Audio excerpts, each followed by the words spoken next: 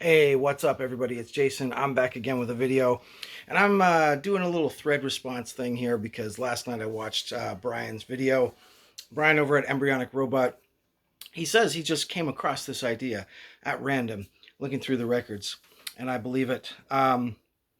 This is a good one. This is album artwork that does not match the title of the album. Now, in the past, we have had a few deep dives on, especially like metal and hard rock records, that where the cover doesn't really match the music. The cover looks maybe like it's going to be heavier or more metallic, and then it turns out to be like something like psych rock or 60s rock or whatever.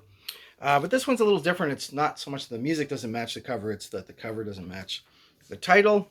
So I pulled out a whole bunch here, and then I actually went through some of them with my wife, and she is smarter than me and actually could figure out some of the connections more than I could. So I will leave those to the back end here at the end of the the showings, just so you guys can see where my head was at maybe with these. Also, while I was pulling all these records, I also realized that I have a lot of records that kind of do the opposite or a little bit too on the nose, as Brian would say, like too literal.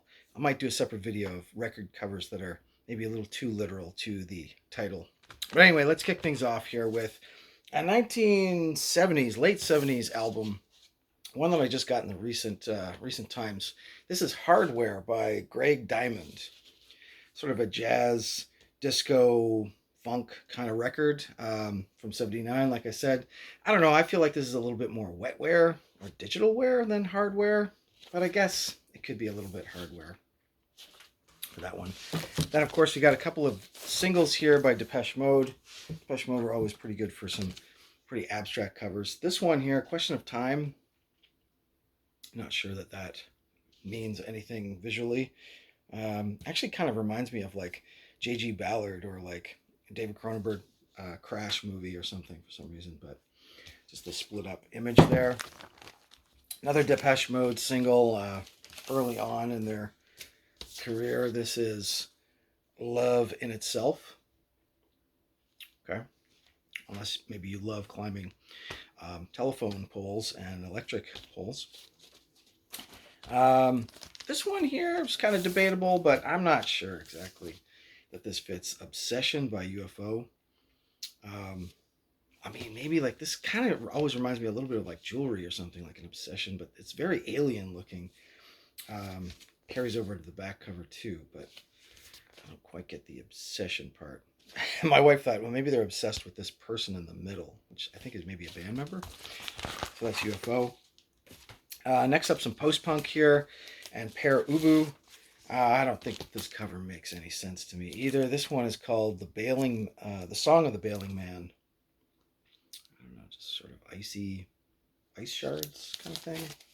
Nothing really on the back. Actually, this is a unique cover that just has the actual lyrics right on the back of the cover. But yeah, Pear Ubu, Song of the Bailing Man. Next up, Swans. This one is kind of debatable. It's kind of intricate. You gotta know a couple of different levels here. But this is the Cop album. Now, first thing to know about this is the album is not really in reference to police. It's not like a police cop. It's more of a drug reference, like copping some heroin or junk or drugs or whatever. So, and then you have this picture in the middle that I always think looks like kind of a tooth. Looks like a tooth X-ray or something, but it's actually I looked it up online. I think it's actually Norm Westberg's arm, but like from a weird angle. So I guess maybe like an arm to inject drugs in. Cop. I don't know. That's kind of a stretch, I think. You guys let me know what you think on that one. Swans are pretty upfront with a lot of the, especially their early stuff, pretty upfront with a lot of their imagery matching the title, like think about Filth or Holy Money with the big dollar sign. This is another one I couldn't quite figure out on my end, but maybe there's some kind of colonial military reference here that I'm missing. And maybe Brits will get it right away. Gang of Four, obviously UK post-punk band, well known for having really kind of smart and semi-sophisticated lyrics over kind of pop accessible material. or melodies. And this is I Love Man in Uniform, which is a pretty fun song actually. But yeah, I Love Man in Uniform, and that's kind of just a drawing of this back picture, which is, I don't know, Thailand or Southeast Asia or India. I'm not sure. I'm not sure what's going on here, but Gang 4. It's always been a little bit of a puzzling cover to me. Next, I've got a couple from Butthole Surfers, but one of them we may have kind of nailed. This one I think is always kind of funny, odd rendition here. This is Locust Abortion Technician.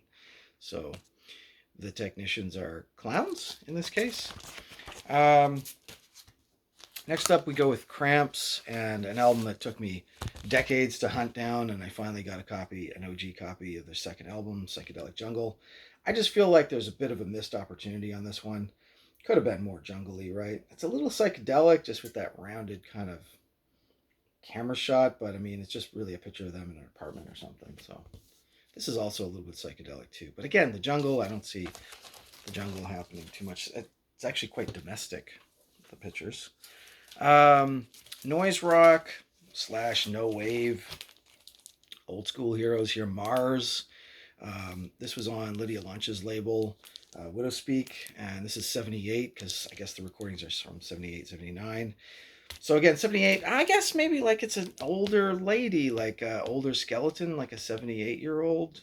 But this looks older than 78. I would, at least 88 maybe. I don't know. That one, I don't know if that matches the title. A lot of bands, of course, just like put anything because they're just going with their name. Here's a good one. Husker Du's EP, Metal Circus. So always looked to me like it's a picture from a laundromat or a shop or something back in the day, but I don't know. I don't get. Again, maybe there's a metaphoric meaning to that one. Maybe there's a metaphoric meaning to this one. Fugazi next, and Margin Walker. Really just a guy shaving in the morning. He's on the margins. Good EP by Fugazi. I think that's an 80s release. I always think of Fugazi as a 90s band, but technically they were really just like late 80s after Minor Threat broke up. Yeah, this is 89. Discord. The Damned. This has got to be a classic one for this one. I mean, come on. This is Music for Pleasure album, their second album. One that I've kind of avoided all these times, probably because I didn't even realize this is a Damned record. You got to kind of look pretty closely at the lettering. I mean, it's a really cool art piece, very Kandinsky-like. So I guess maybe like Kandinsky with those like 1900s, musical reference to abstract expressionism. I don't know, something going on here, but definitely not very musical, like in any direct sense. There's not even any musical symbols or anything in there. Music for Pleasure by The Damned. Next up, this one has always been a fun one for everybody. Ace of Spades, of course. Not only are they not playing any cards, on the back of this original cover, they could break out a card game, I guess, with the Ace of Spades, but they're not really playing any cards in the back either.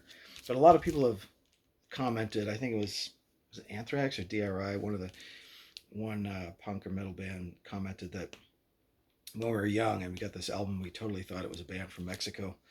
Just wasn't sure that this was a British hard rock or heavy metal band, but maybe a little bit confusing cover.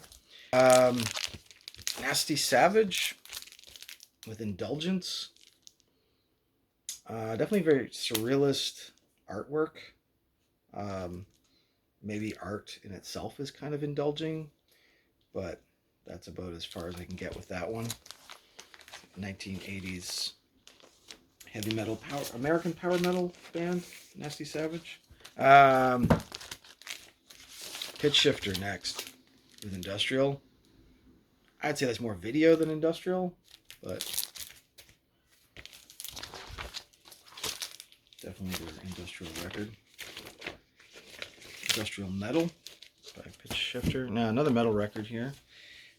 Before I get into some rock ones, Razor's Malicious Intent. I always thought that was a little bit like obscure. I don't know. Like I guess they got there's some negative intent to do something with that saw and your nails. I don't know. I wasn't that. It doesn't really make a whole lot of sense to me. ZZ Top's Eliminator. Okay, just a car.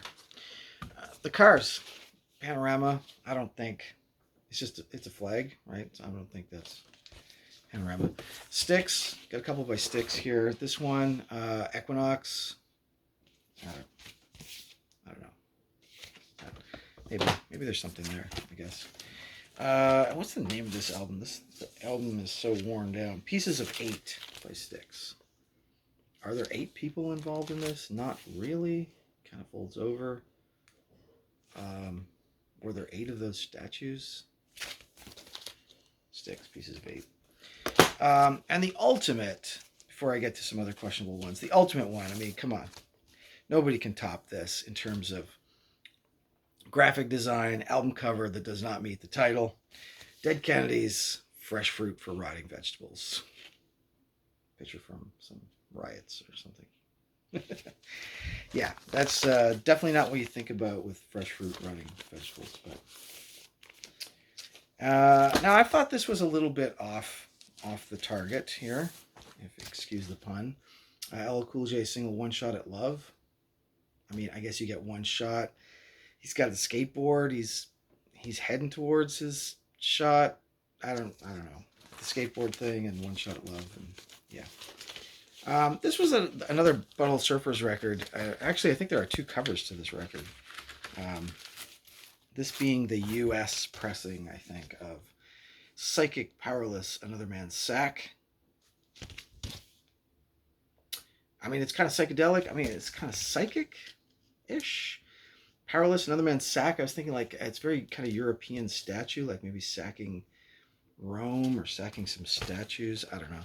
I didn't get this one at first, but I guess I get Meat is Murder by the Smiths. I was like, well, aside from the soldier having it written on their helmet, but I guess like murder, fighting and war, but meat. Yeah. The Cure, In Between Days, the single. I mean, I guess they're kind of in between something. It's a heavy In Between Days. And this one I didn't get, but my wife kind of spotted it right away, I guess. Dag Nasty's Field Day. This is actually pretty artistically creative, I guess. 2 guys in a green field. Again, my color palette may be off. I'm not sure.